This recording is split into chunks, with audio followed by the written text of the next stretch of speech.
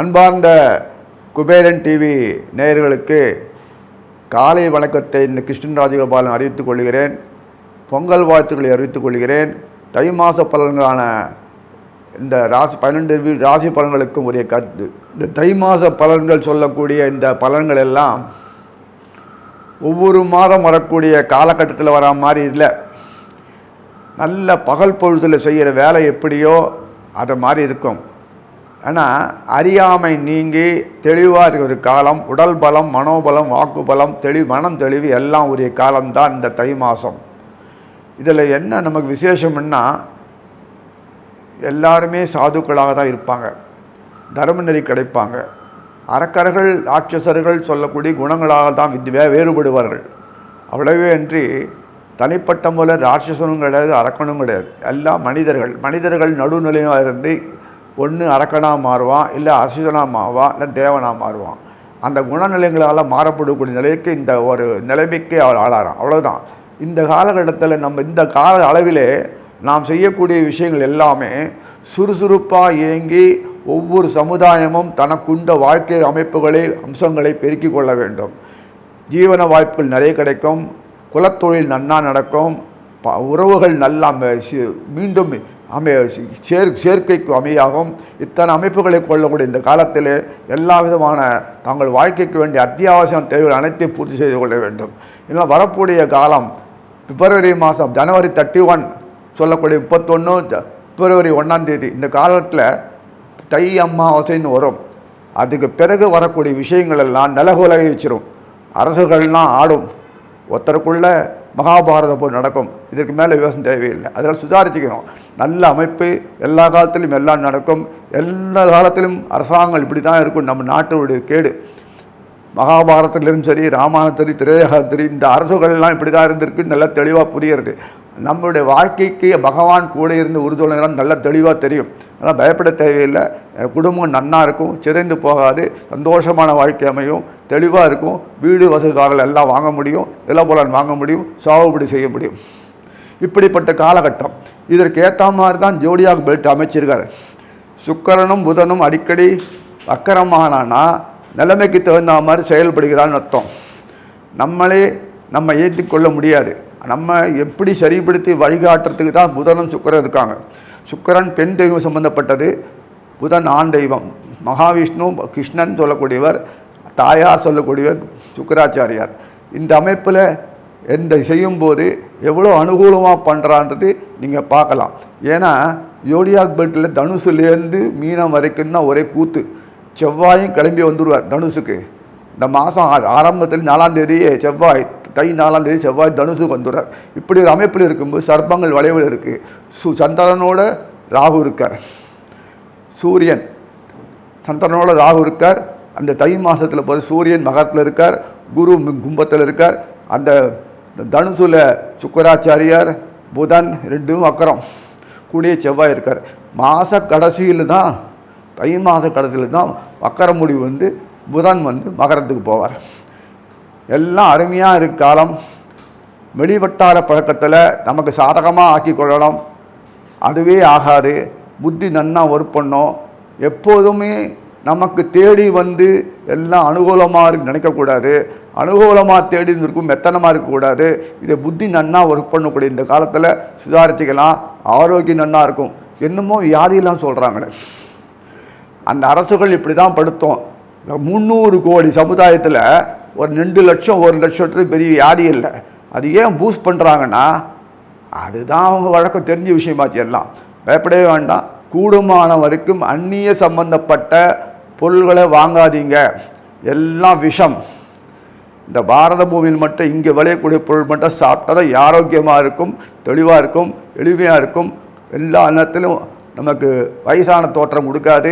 தெம்பாக இருக்கலாம், பலத்தோடு இருக்கலாம், குடும்பம் சந்தோஷமாக இருக்கலாம். அவனும் நம்மளும் பேக்ட் ஜாயின்ட் அண்ட் பகவானோட உறவு கொள்ளலாம். இந்த அமைப்பு எந்த நாட்டும் கிடையாது. பணம் சம்பாதிக்கிற மோட்டிவேஷனில் போயிடாதீங்கோ. கோட்டை விட்டாச்சு, ஒரு பிரயோஜனம் இல்லை. அதனால் காலம் கடந்து யோசிக்கிறதுக்கு முன்னாடி சுதாரிக்க நல்லது. தை மாதம் வரக்கூடிய அமாவாசை பிறகு வரக்கூடிய காலங்கள் மிகவும் மோசமாக இருக்கும். நம்ம நாட்டு கிழக்கு பகுதி, மேற்கு பகுதி சம்பந்தப்பட்ட வடமேற்கு, தென்கிழக்கு பகுதி நாடுகள்லாம் பலத்த சேதாரம் ஆகும். நான் கெடுதலுக்காக சொல்ல வரல, எச்சரிக்கையாக இருக்கணும். நம்ம பொழைப்புக்காக வெளிநாட்டுக்கு போனோன்னா கத்தம்னா வெளியில் வந்துடுங்க, அவ்வளோதான் சொல்லுவேன். வேறு ஒன்றும் சொல்கிறதுக்கு இல்லை.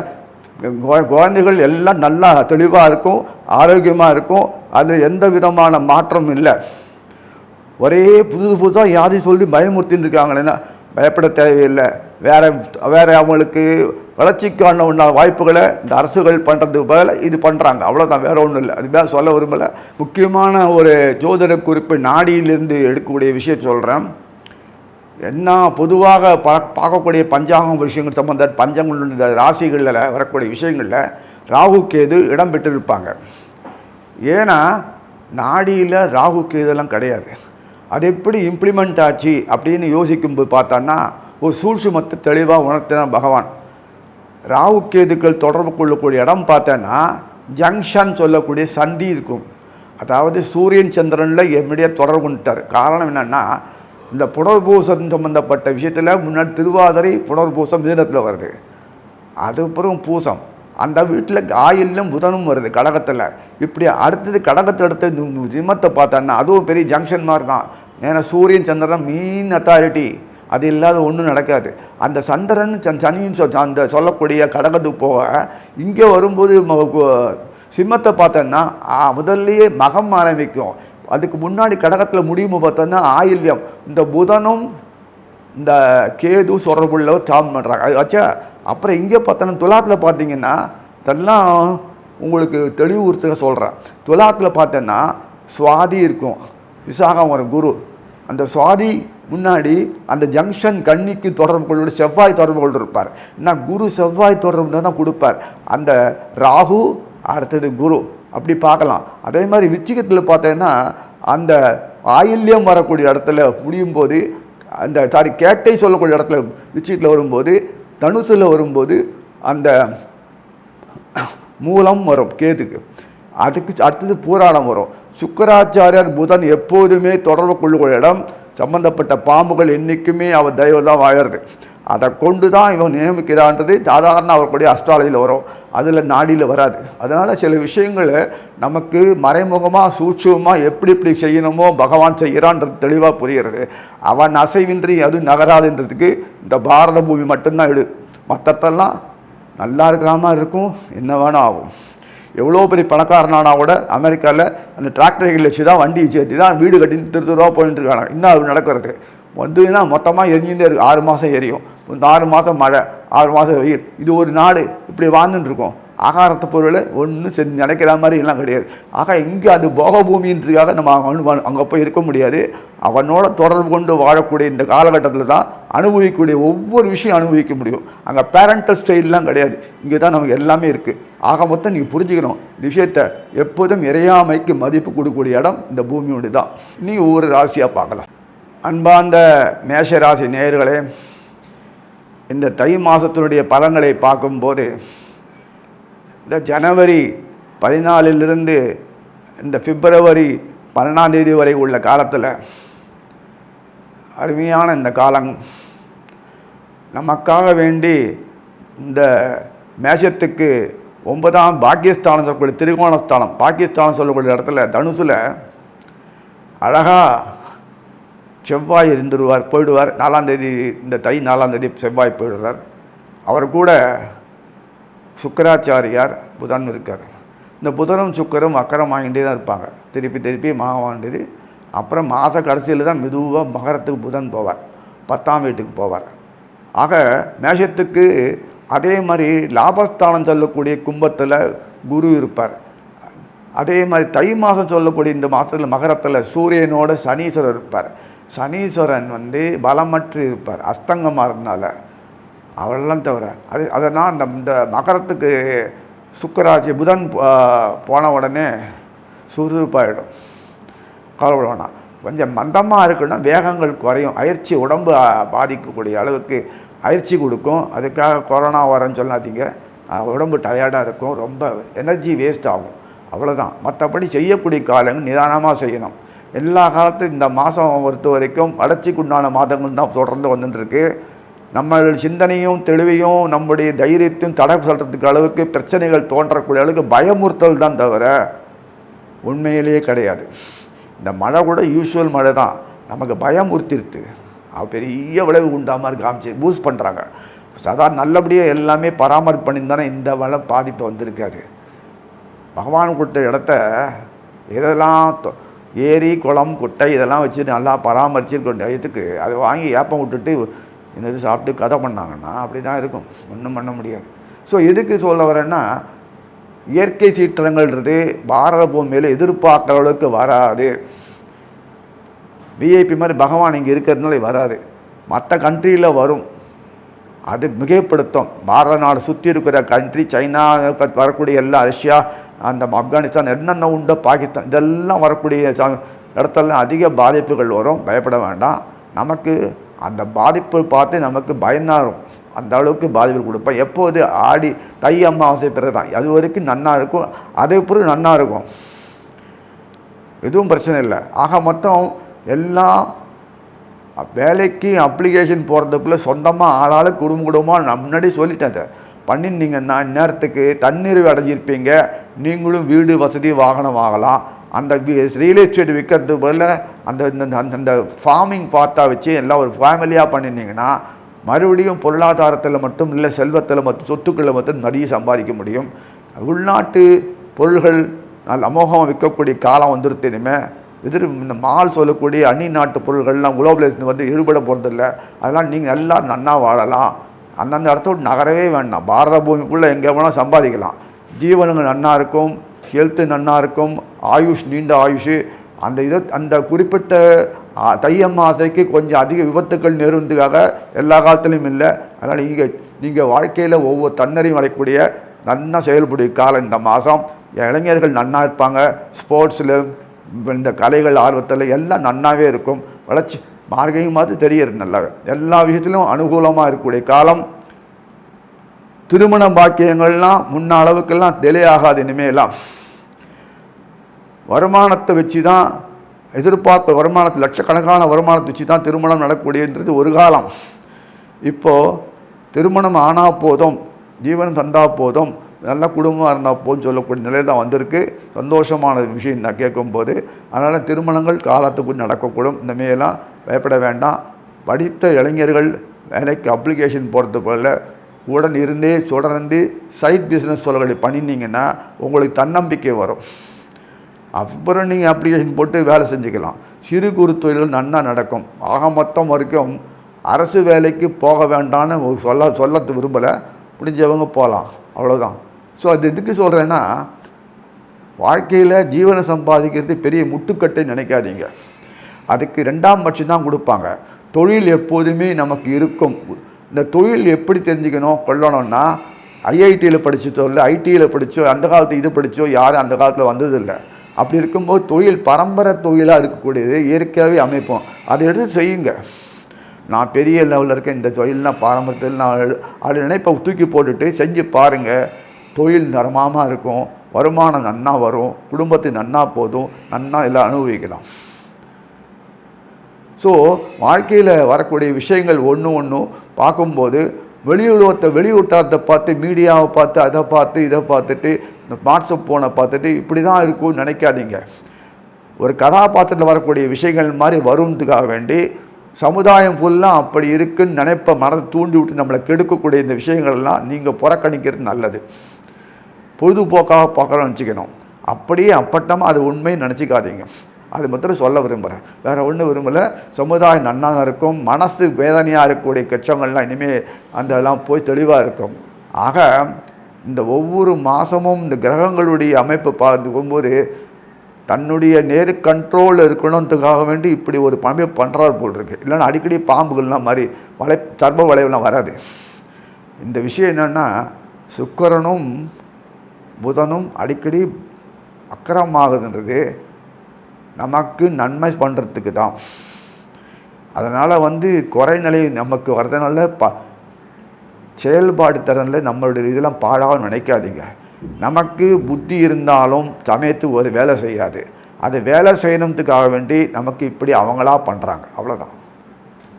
புரியுதா? கைடன்ஸு. அதனால் அந்த வாழ்க்கையில் ஒவ்வொரு விஷயம் நீங்கள் உன்னிச்சு பாருங்கள். நான் செய்கிறேன்னு சொல்கிறேன்னு தவிர உருப்படியாக ஒரு காரியம் செஞ்சது இல்லை. அதனால் சொல்ல வரேன், ஒரு வேலையை எடுத்தன்னா 4 பேர் கூட ஒத்துழைக்கணும்னு பகவான் சொல்கிறார் கிருஷ்ணன். அந்த 4 பேர் யார்? நீ செய்யக்கூடிய வேலைக்கு யாருக்காக பண்ண போகிற, எதுக்காக பண்ண போகிற, அந்த டீம் ஒர்க்கு அவங்க எந்த நிலைக்கு வருவாங்க, சந்தர்ப்ப சூழல் சரியாக இருக்கா, இப்படி பல நிலைகள் ஆராய்ச்சி டீம் கூடி முயற்சி பண்ணும்போது இந்த சக்ஸஸ் வருது, அந்த காரியம் வெற்றி பெறுகிறது இல்லையா? அதனால் சந்தர்ப்பங்கள் கூடி வரும், அதிர்ஷ்டம் கண்ணுக்கு தெரியாத அதிர்ஷ்டங்கள் கூடி வரும், அமைப்புகள் இருக்கும்.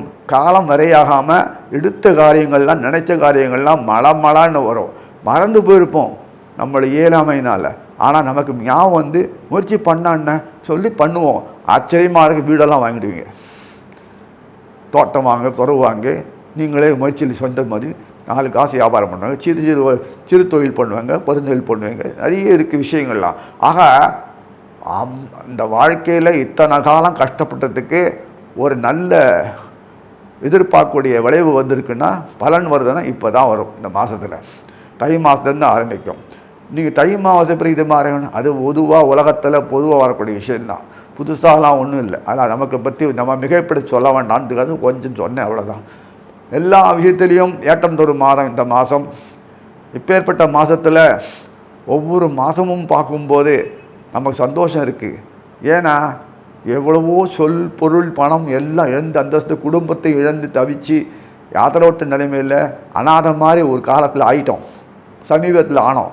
இப்போ நமக்கு பகவான் திருப்பி ஒரு நல்ல சந்தோஷத்து கூடையே இருந்து செயல்படுத்தி நமக்கு உத்வேகத்தை கொடுத்து அந்த உண்டான காலகாலங்களை தோற்றுவிச்சு நம்மளை ஒரு நிமித்து நிற்கிறார்னா அந்த பெருமை பகவான் நமக்கு அவனுடைய குழந்தைகள் ஒரே நாள் தான். இப்போ ஏற்பட்ட நிலையில் நம்ம பார்க்கும்போது சரித்திரத்தில் ஆனந்தமாக தான் இருக்குது. ஒவ்வொருத்தருக்கும் தன்னம்பிக்கை வந்துடுது, முயற்சி வந்துடுது, கையில் காசு வர ஆரம்பிச்சிடுது, சந்தோஷம்.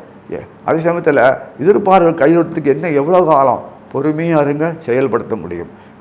பசங்களுடைய வளர்ச்சிக்கு நீங்கள் தடை செய்ய வேண்டாம், நன்னா வளரும். சமுதாயத்தில் கெட்டு போயிடுவான்னு நினைக்காதீங்க. இங்கே கூட இருந்து எதை கைட் பண்ணால் சொன்னால் கேட்பாங்க. அதுக்காக நம்ம சொல்கிறபடி தான் கேட்கணும் அடமனிஷாக இருந்து பண்ணாதீங்க. அது எப்போதுமே அதுக்கு தனி மனித சுதந்திரம் கொடுத்துட்டு எந்த நேரத்தில் எது பண்ணணுமோ அது பண்ணுங்க, வேறு ஒன்றும் பண்ண வேணாம். ஆக வெளிநாடு மோகம் சிறிது காலம் தள்ளி வைக்கிறது நல்லது. சம்பாதிக்கிறதுக்கு காசு இல்லையே, பண்ணால் தான் முடியும். கூடுமான வரைக்கும் அந்நிய இதை வெளிநாட்டு ஆடம்பர பொருள், வசதி பொருள் அதெல்லாம் வாங்குறது குறைச்சி நம்ம ஊர் பொருள்களே வாங்குறது நல்லது. பாரத பூமி பொருள் வாங்குறது. மருந்துகள் கூடுமான வரைக்கும் எவ்வளோ ரூபா காசு கொடுத்து செஞ்சு நாசம் பண்ணி கடைசி காலம் வரைக்கும் மாத்திரை மருந்து சாப்பிட்டுட்டு அதிலேயே டெஸ்ட்டு பண்ணிட்டு அதே காலத்தை ஓட்டுண்டு எல்லாத்தையும் பணப்பொருள்களை இழந்து போய் நிற்கிறது போல கொஞ்சம் நமக்கு வாயுசு இருக்கிற வரைக்கும் தான் வாழ முடியும், நல்லா இருக்கணும். அதுக்காக கூட நம்ம இந்திய மருத்துவத்தையே ஃபாலோ பண்ணுறது நல்லது, அடாப்ட் பண்ணுறது நல்லது சொல்லிக்கிறேன். வந்தாவாக இருக்கும் தவிர சரீரம் அவங்க சொல்கிறபடி கேட்காது. நம்ம சொல்கிறபடி கேட்கக்கூடிய சரீரம் சித்த மருத்துவம் அந்த மருந்து தான். இயற்கையோடு உணர்ந்து ஆகாரம் இதை பார்த்து பண்ணும் நேரத்தில் அது நீங்கள் பண்ணினாலே எல்லாமே நல்லா இருக்கும். எல்லாம் விட்டு இங்கிலீஷ் மருந்து உடனே பண்ணினீங்கன்னா ரிசல்ட்டு வராது, இன்னும் செலவு தான் கூடும். ஆப்சர்வேஷன் தான் செஞ்சு இருப்பாங்க தவிர ஒரு இதுக்கு லாயக்கப்படாது. அதனால் நான் இப்படி வேறு வழி இல்லைன்னு சொல்லிடுறேன், அவ்வளோதான்.